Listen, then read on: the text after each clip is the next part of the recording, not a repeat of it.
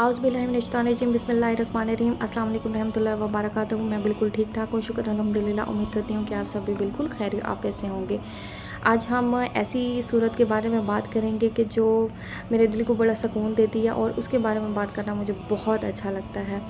आप देखें, अल्लाह ताला ने अपने कुरान में इतनी प्यारी प्यारी सूरतें रखी हुई हैं और फिर उनके इतने प्यारे प्यारे फ़ज़ाइल रखे हुए हैं कि हम इंसानों को पता नहीं है। अगर हम ये फ़ज़ाइल कर लें और इन सूरतों की तिलावत अपनी ज़िंदगियों में इस तरह से शामिल कर लें कि इनके बग़ैर हमारी ज़िंदगी का गुजारा ना हो। अब सूरत सजदा एक ऐसी सूरत है जिसकी इतनी फ़ज़ाइल हैं कि आप यकीन करें कि अगर इंसान जान लेना, तो मैं कहती हूँ कि आप बग़ैर तिलावत के आप सोएं ना। रसूलुल्लाह सल्लल्लाहु अलैहि वसल्लम जब भी सोने से पहले या आराम करने से पहले आप सल्लल्लाहु अलैहि वसल्लम हमेशा सूरत सजदा और सूरत मुल्क की तिलावत करते थे लाज़मी, और किए बग़ैर ना आराम फरमाते थे ना ही सोते थे। मतलब आप सल्लल्लाहु अलैहि वसल्लम का मामूल होता था कि आप सल्लल्लाहु अलैहि वसल्लम सोने से पहले सूरत सजदा और सूरत मुल्क की तिलावत करते थे। अच्छा, अब सूरत सजदा की तिलावत करने के क्या-क्या फ़ायदे हैं और क़यामत के दिन ये किस तरह से हमारी हिफाजत करेगी, इस हवाले से मैं आपको बताती हूँ कि आप सल्लल्लाहु अलैहि वसल्लम ने फ़रमाया कि जब क़यामत का दिन होगा ना, तो सूरत सजदा इस तरह से आएगी कि इसके 2 पर होंगे और ये अपने पर उन लोगों पर फैला देगी जिन्होंने ना सूरत सजदा की तिलावत की होगी। अब क़यामत का मंज़र किस तरह से होगा कि क़यामत के दिन जो सूरज होगा वो इतना ज़्यादा नज़दीक होगा इंसान के ऊपर कि इंसान उबलने लग जाएंगे। मतलब इतनी ज़्यादा गर्मी होगी शदीद किस्म की। और आप देखें, सुबहान अल्लाह, सूरज सजदा जो पढ़ते हैं, अल्लाह ताला ने इतनी उसकी फ़जीलत रखी हुई है कि सूरज सजदा आएगी और अपने जो पर होंगे वो उन इंसानों पर फैला देगी। और जब फ़रिश्ते जो जिनके अमालों में मतलब कमी पेशी होगी और फ़रिश्ते उन्हें दोज़ख की तरफ लेकर जा रहे होंगे, तो सूरज से जो सजदा होगी वो उन फ़रिश्तों को रोकेगी कि इन बंदों को नहीं लेकर जाओ, इन्हें रोक दो, इन्हें पकड़ो नहीं। और बाकायदा अल्लाह ताला से वो लड़ेगी कि आप इन्हें बख्शें, क्योंकि ये मेरी तिलावत करते थे दुनिया में।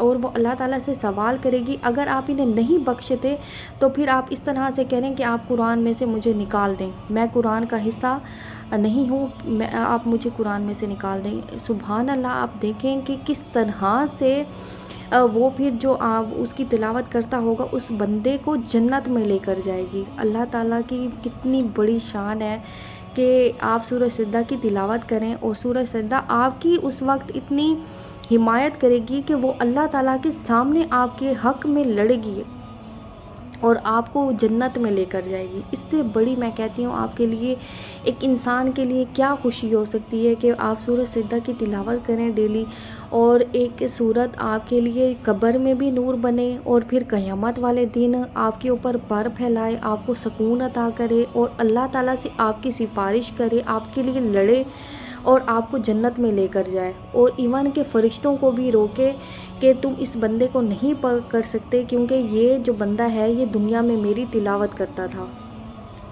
हज़रत खालिद बिन मदान रज़ियल्लाहु अन्हु फरमाते हैं कि निजात दिलाने वाली सूरत की तिलावत किया करो। निजात दिलाने वाली सूरत कौन सी है? सूरज सजदा है। और यहाँ पर उन्होंने एक किस्सा बताया कि एक आदमी था जो कि सूरज सजदा की बहुत ज़्यादा तिलावत करता था डेली, मतलब तिलावत करके सोता था, और वो बहुत ज़्यादा गुनाह करता था। मतलब गुनाह उसके ज़्यादा थे, लेकिन वो क्या था कि डेली अब उसकी रूटीन हो गई कि वो सूरज सजदा की तिलावत करके सोता था। अब जब उसका इंतकाल हो गया तो फिर साहबा फरमाते हैं कि उसके बाद जब अल्लाह ताला के हज़ूर उसे पेश किया गया, तो सूरज सजदा ने क्या उसके ऊपर अपने पर फैलाए हुए थे, और सूरज सजदा ने अल्लाह ताला से उसकी मग़फ़िरत की दुआ की, मग़फ़िरत मांगी कि अल्लाह ताला कि ये बंदा मुझ पर रोज़ मुझे पढ़ के सोता था दुनिया में, तो आप इसकी मग़फ़िरत कर दें, बख्शिश कर दें।